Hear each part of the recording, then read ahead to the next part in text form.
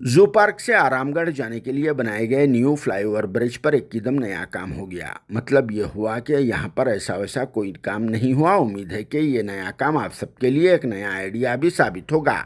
शायद अब तक तो ऐसा मंजर किसी भी पब्लिक प्लेस पर देखने में नहीं आया होगा।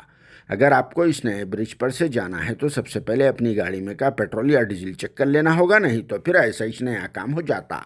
जहाँ एक बाइक पर जाने वाले नौजवान के साथ जो हुआ, वो अपनी बाइक पर इस नए फ्लाईओवर ब्रिज पर से जा रहा था कि रास्ते में इसकी बाइक में का पेट्रोल खत्म हो गया और फिर यह नौजवान बेबहरा हो गया और इतनी सर्दी में भी इसके पसीने छूटना शुरू हो गए, क्योंकि वह ब्रिज के आधे रास्ते तक पहुंच चुका था और फिर यह ब्रिज तकरीबन 4 किलोमीटर का लंबा है।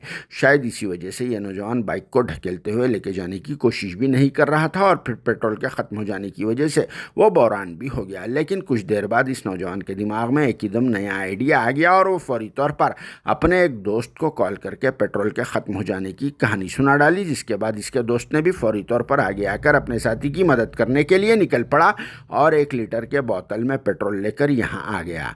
मगर वो भी ब्रिज पर नहीं गया और सबको एक नया आइडिया देते हुए सड़क पर से इस पेट्रोल के बोतल को ऊपर फ्लाईओवर ब्रिज तक पहुँचा दिया, जहाँ इसका दोस्त ऊपर से एक रस्सी नीचे छोड़ दिया। जिसके बाद इसके दोस्त ने उसी रस्सी को पेट्रोल का बोतल बांध दिया और ऊपर तक पहुँचा भी दिया।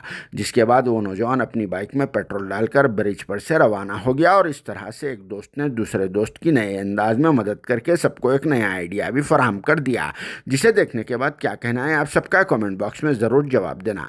मगर हमारा और फिर कुछ लोगों का ये कहना है कि अगर इस नए ब्रिज पर भी एक आध पेट्रोल पंप पड़ जाता तो शायद कितना अच्छा रहता था और फिर किसी की भी गाड़ी में अगर पेट्रोल या डीजल ख़त्म हो गया तो ऐसा काम नहीं करना पड़ता रहेगा।